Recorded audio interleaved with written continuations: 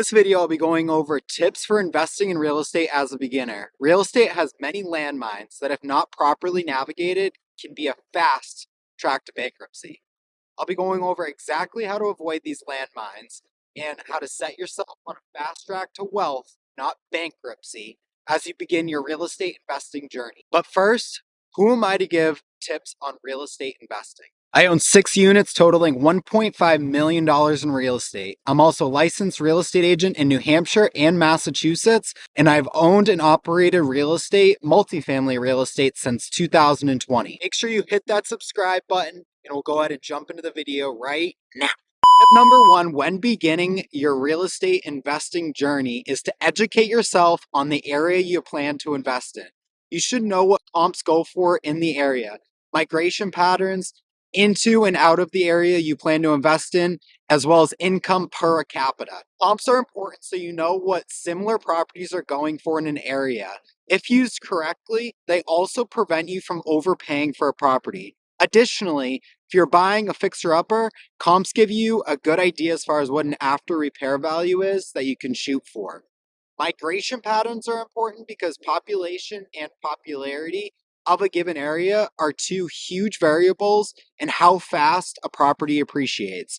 If people are fleeing a given area by the truckload and no one is moving in, then property values will certainly tank. Income per capita is important. Think of a town that has a high income per capita. How expensive is the average house? Probably more expensive than an area that has a lower income per capita.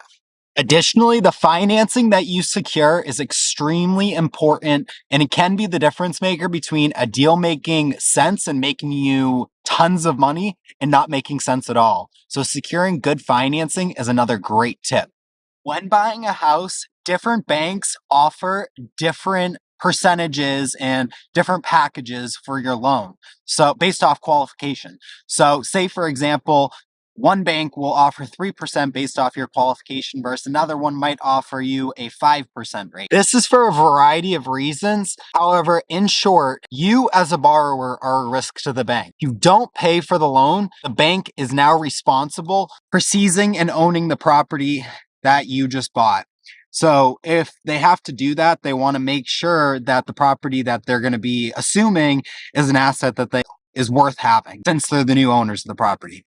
So a big tip here is to shop your lenders. Shop your lenders, compare rates, so that way you can pick the best rate for you. Once you found your property, do your due diligence. When going under contract on a property, you'll have a period of time in the beginning to do that due diligence, conduct inspections, and so on. So take this time very seriously. You should know everything about the property that you're about to buy. When do you expect systems or roofs or windows to be replaced?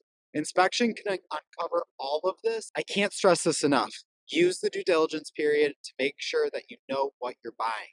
Knowing when a system's going to go or a roof's going to be replaced is directly tied to how much money you're going to set aside in the beginning for those things to happen. What happens if you don't do that? If you watch my other video, 10 mistakes you must avoid when investing in real estate, then you know it's a huge mistake that people make not setting aside money in the beginning. Before investing in real estate, you should have an idea of how to manage it. Lease agreement negotiations, rent collection, problem solving for when issues arise, and providing a method of contact for your tenants to reach you when issues arise are all important to know when managing a property. Have a game plan of how you're going to be doing this and set proper expectations day one of closing with the tenants. Once you own the property, it's extremely easy to get lazy. You owe your tenants a well-maintained property.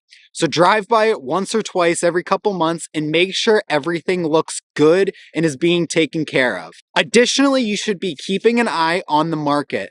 How expensive are apartments that are hitting the market? What do they look like? How long are they sitting there? How much are properties similar to yours selling for? Are they decreasing in price? If so, look to see why. Maybe the specific property that you looked at is just in a bad area, or maybe the town about to enforce rent control and landlords want out. These are all extremely important to be wary of when owning real estate. Be in the know. Make sure you go ahead and hit the subscribe button, and also go ahead and check out one of my other videos right over